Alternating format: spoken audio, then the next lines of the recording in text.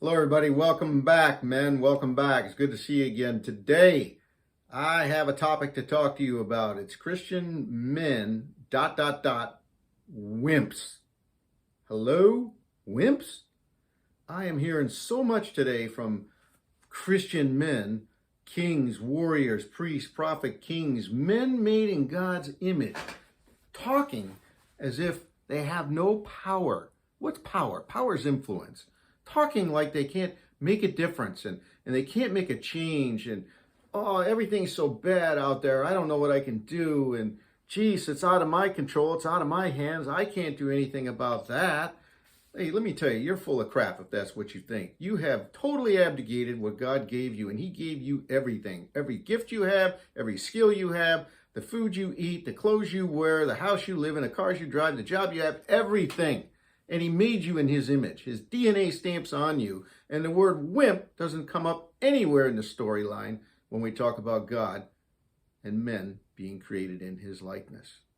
So stop being a wuss. Stop being a wimp. And for those of you men out there who are sensitive and who may not like to war and may not like to exert their influence, I get it. I'm not picking on you. I'm just wanting to talk today to the warriors. I want to talk to the people that make a difference, that can get out there and fight and do enough fighting for everybody. That's what I'm talking about. I'm sick and tired of hearing guys complaining in my coaching and mentoring counseling sessions. Oh, I got this problem. I got this problem. I got this problem. You know, she's mad at me about this, or my kids don't do this, or at my work, in my business. My gosh, get over yourself. Why don't you think about some things that are significant, like the enemy and evil trying to permeate this world? Putin's a crazy man. He's diabolic. We've known this for decades, but we don't do anything. We let him march all over the place and threat the world, put a threat in the world's eyes for a nuclear war. People are scared to death thinking there's going to be World War III. There's not going to be any World War III.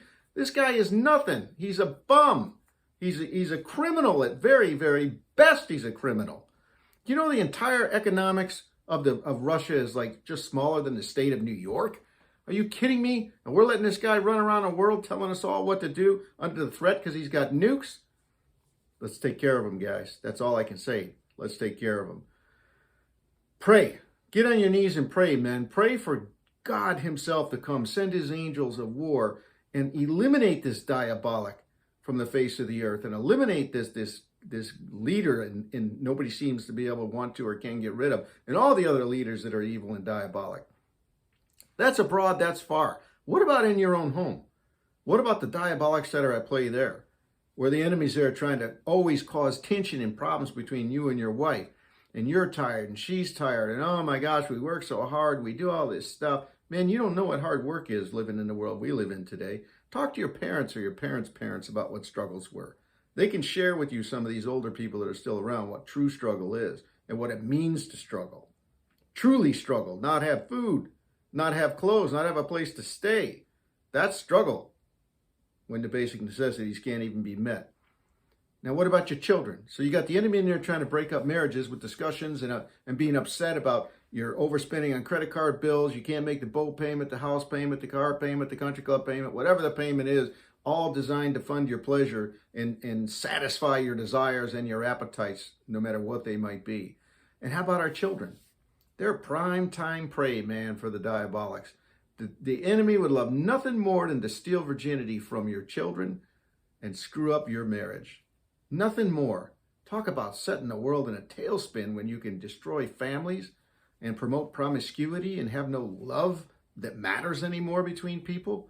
That the procreative act of marital embrace is nothing more than a sexual pleasure tool or a physical release. Come on, that's ridiculous, men. Stand up and fight for it, will you? Stand up and fight for your family. Stand up and fight for your community, your churches. Wherever you are, draw a line in the sand and say, no more. I'm not going to turn my head and ignore this crap when I hear it. And I'm not going to turn my head and turn a blind eye when people are talking BS around me. You say you're a Christian man. Don't have Christian man ... wimp with a question mark behind your name. Wake up, Christian men. Get to work and do something. I'm not yelling at you guys who are out in the field. I'm yelling at you guys who are on the field and don't do anything about bringing more warriors to the table. those guys that are out in the field who don't give 100% out in a field and leave it all out there. That's who I'm talking to. I'm talking to those people who are tired, who think that the war for spiritual, emotional, mental, physical, and financial well-being is not happening. It is. The enemy's attacking us at every opportunity he can. What's the remedy? The remedy is get rid of the distractions in your life. Turn off all the crap and the noise and inputs that are coming in that are non-consequential. Get focused as a family. Have dinners together. Pray together. Make sure you're going to church together. Make sure you Christian men are leading as a Christian man in a Christian home and setting the example for others to follow. The word Christian is an action word, just like the word man is an action word. And to be a Christian means you wear it. People know. They'll know you by your love. And what's love? Being willing to care enough to go and do something about it when you see an ill or a wrong or harm being done. Don't turn the other way anymore. Get 2 jobs if you need to keep your wife at home if she wants to stay home. Your wife shouldn't be outside the home working unless she absolutely wants to. And I'm not saying it's a bad thing, not at all. There's a lot of good things here. But when the kids need their mom, the kids need their mom. When they're little, they need their mom. They don't need a babysitter. They don't need daycare. They need their mom. And that's a fact. It'll always be a fact, and it continues to be a fact. You want your family to grow up well-adjusted. You want to have continuity and unity well into your 60s, 70s, and 80s and live to see your grandchildren and great-grandchildren and see that unity and family all being together. That's when you know you're successful. That's when you know you've had some influence. Don't let your key years go by with you sitting on the sideline chasing some falsehood and then pretending to be a Christian because you have a Bible study with a bunch of guys and you go and complain about things. Man, get a grip. I'd love to hear from you on this video, and I'd love for you if you have the guts to send this video out to every man you know, because I'm going to challenge every man. Most men would never have the guts to even finish watching this video, but those of you that do, you're the ones I'm looking for. You're the ones that are going to make a difference, and that's who I want to be associated with, difference makers. God bless you. Do well, be well, and remember to pray and thank God every day for every single thing you have. I'll see you someday, and I hope to meet you someday. Send me a note. Send me some little vote of confidence that you're one of those men I can count on. God bless you.